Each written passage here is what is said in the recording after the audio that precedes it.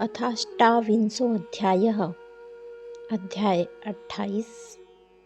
पार्वती द्वारा परमेश्वर शिव की महत्ता प्रतिपादित करना और रोषपूर्वक जटाधारी ब्राह्मण को फटकारना। शिव का पार्वती के समक्ष प्रकट होना। पार्वती जी बोली, मैं तो यही समझती थी कि यह कोई अन्य ही आया है, किंतु अब मैंने सब कुछ जान लिया है। क्रोध तो बहुत आ रहा है, किंतु ब्रह्मचारी होने से तुम विशेष रूप से अवध्य हो। हे देव, आपने जो कहा है उसे मैंने जान लिया। वह सब मिथ्या है, इसके अतिरिक्त कुछ नहीं। यदि आप शिव जी को जानते हो तो ऐसी विरुद्ध बातें नहीं करते। महेश्वर जो इस प्रकार का वेश धारण करते हुए देखे जाते हैं, उसका यही कारण है कि वे लीला करने के लिए ही वैसा वेश धारण करते हैं। आप ब्रह्मचारी का रूप धारण कर मुझे छलना चाहते हैं, इसलिए कुतर्क से भरी हुई ऐसी बातें मुझसे कह रहे हैं। शंकर के स्वरूप को मैं विशेष रूप से जानती हूँ, इसलिए विचार कर यथार्थ रूप से शिव तत्व कहती हूँ। वस्तुतः वे निर्गुण ब्रह्मा है और कारणवश सगुण हो जाते हैं। जो निर्गुण होकर माया से सद्गुण धारण करता है, उसका जन्म किस प्रकार से संभव है? वे सदाशिव सभी विद्याओं के अधिष्ठान है। उन पूर्ण परमात्मा को विद्या से क्या प्रयोजन? कल्प के आदि में उन्हें सदाशिव ने सर्वप्रथम विष्णु को उच्छा स्वरूप से वेद प्रदान किए थे। उनके समान कौन परम प्रभु है, जो सबका आदि कारण है? उसकी अवस्था का प्रमाण कौन कर सकता है? यह प्रकृति तो उन्हीं से उत्पन्न हुई है, फिर उनकी शक्ति का दूसरा कारण क्या हो सकता है?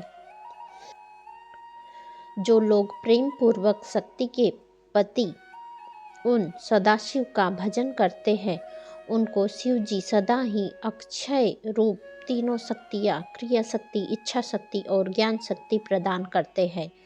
जीव उन्हीं के भजन से निर्भय होकर मृत्यु को जीत लेता है, इसीलिए त्रिलोकी में उनका मृत्युंजय नाम प्रसिद्ध है। उन्हीं के पक्ष में रहने से विष्णु ने विष्णुत्व प्राप्त किया है, ब्रह्मा ने ब्रह्मत्व तथा देवताओं ने देवत्व प्राप्त किया है। देवताओं में प्रमुख इंद्र जब भगवान शिव के दर्शनार्थ जाते हैं, तब भगवान शिव के जो द्वारपाल एवं भूत आदि हैं, सादर उनके दंडों में घिसा गया इंद्र का मुकुट सब प्रकार से उज्जवल हो सकता है। उनके विषय में बहुत बात करने से क्या, वे तो स्वयं प्रभु हैं। उन कल्याण स्वरूप शिव जी की सेवा करने से इस लोक में क्या नहीं सिद्ध हो जाता? उन देव के पास किस बात की कमी है, जो वे सदाशिव मेरी इच्छा करे? जो 7 जन्मों का दरिद्र हो, वह भी यदि शंकर की सेवा करे तो उनकी इस सेवा से उसे लोक में स्थिर रहने वाली लक्ष्मी की प्राप्ति होती है। जिन्होंने संतुष्ट करने के लिए 8 सिद्धियां सदा नीचे की ओर मुख किए, जिनके आगे सदा नृत्य करती है, उनसे हित होना कहाँ से दुर्लभ है? यद्यपि समस्त मंगल उन शिवजी की सेवा नहीं करते, अर्थात वे मंगल वेश धारण नहीं करते, तो भी उनके स्मरण मात्र से ही पुरुष का मंगल होता है। जिनकी पूजा के प्रभाव से निरंतर समस्त कामनाएं पूर्ण हो जाती है, उन निर्विकार शंकर में विकार कहाँ से हो सकता है? जिसके मुख से शिव यह मंगल नाम निरंतर निकलता है, उस पुरुष के दर्शन मात्र से ही दूसरे प्राणी सदा पवित्र हो जाते हैं। हे ब्रह्मचारिण, जैसा आपने कहा है कि चिता की भस्म अपवित्र होती है, तो देवगण उनके अंग में शोभित भस्म सिर पर नित्य क्यों धारण करते हैं? जो देव जगत का कर्ता भरता तथा हरता है, गुणों से संयुक्त है, निर्गुण तथा शिव है, उसे कोई किस प्रकार जान सकता है? ब्रह्म स्वरूप परमात्मा शिव जी का रूप सदा निर्गुण है, अतः आपके सदृश शिवद्रोही उन्हें किस प्रकार जान सकते हैं? जो दुराचारी महापापी वेद एवं देवता से विमुख है, वे निर्गुण रूप वाले शिव के तत्व को नहीं जान सकते। जो पुरुष तत्व को न जानकर शिव की निंदा करता है, उसका जन्म पर्यंत संचित किया गया पुण्य भस्म हो जाता है। आपने इस समय जो महातेजस्वी शिव की निंदा की है और मैंने जो आपकी पूजा की है, इसका पाप मुझे भी लग गया है। शिव की निंदा करने वाले को देखकर वस्त्रों सहित स्नान करना चाहिए और शिवद्रोही को देखते ही प्रायश्चित भी करना चाहिए। अरे दुष्ट, तुमने जो कहा कि मैं शिव को जानता हूँ, तुम्हें तो निश्चित रूप से सनातन शिवजी का कुछ ज्ञान नहीं है। वे रुद्र चाहे किसी भी स्वरूप वाले हो, रूपवान हो अथवा अरूपी हो, वे सज्जनों के प्रिय निर्विकारी प्रभु मेरे तो सर्वस्व है और मुझे अत्यंत प्रिय है। उन महात्मा सदाशिव की ब्रह्मा विष्णु भी किसी प्रकार समता नहीं कर सकते। फिर जो सर्वदा काल के अधीन एवं देवता आदि हैं, वे किस प्रकार उनकी समता कर सकते हैं? इस प्रकार अपनी सत्य बुद्धि से विचार कर मैं उन शिव की प्राप्ति हेतु वन में आकर घोर तपस्या कर रही हूँ। वे ही परमेश्वर सर्वेश एवं भक्तवत्सल है। दीनों पर अनुग्रह करने वाले उन्हीं को प्राप्त करने की मेरी इच्छा है। ब्रह्मा बोले, हे मुने, इस प्रकार वे गिरिजा पुत्री मौन हो गई और निर्विकार चित्त से पुनः शिव जी का ध्यान करने लगी। तदंतर वे ब्राह्मण पार्वती के इस प्रकार के वचन को सुनकर पुनः जो ही कुछ कहने को उद्धत हुए, उसी समय शिवजी में मन लगाए हुए और शिवजी को निंदा से परान्मुख रहने वाली पार्वती अपनी विजया नाम की सखी से शीघ्रतापूर्वक कहने लगी। पार्वती बोली, हे सखी, बोलने की इच्छा वाला यह द्विजाधम पुनः शिव की निंदा करेगा, अतः इसे प्रयत्न पूर्वक रोको, क्योंकि केवल शिव की निंदा करने वाले को ही पाप नहीं लगता, अपितु जो उनकी निंदा को सुनता है वह भी पाप का भागी होता है। शिव भक्तों को चाहिए कि वे शिव निंदक का वध कर दे।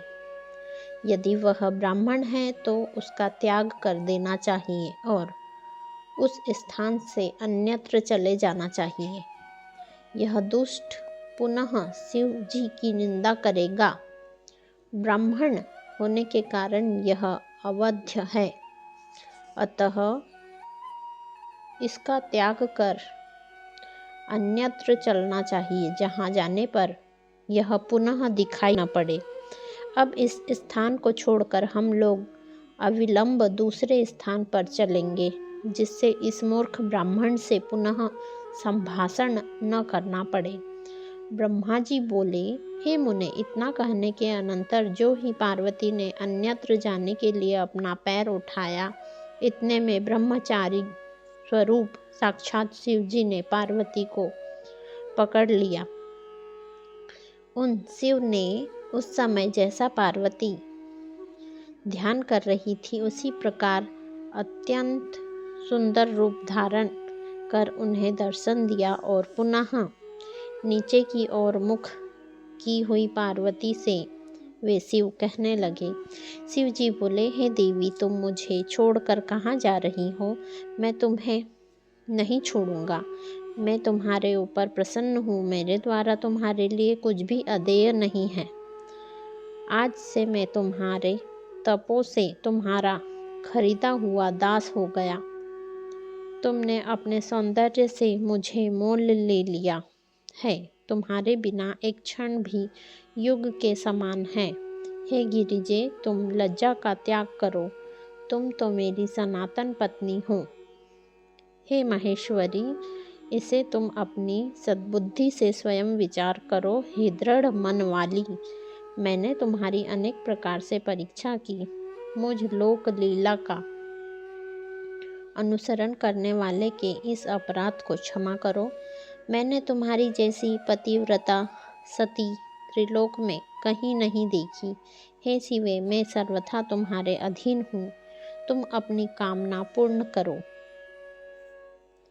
हे प्रिय, तुम मेरे पास आओ। तुम मेरी पत्नी हो तथा मैं तुम्हारा वर हूँ। अब मैं तुम्हें अपने साथ लेकर पर्वतों में उत्तम अपने घर कैलाश को चलूँगा।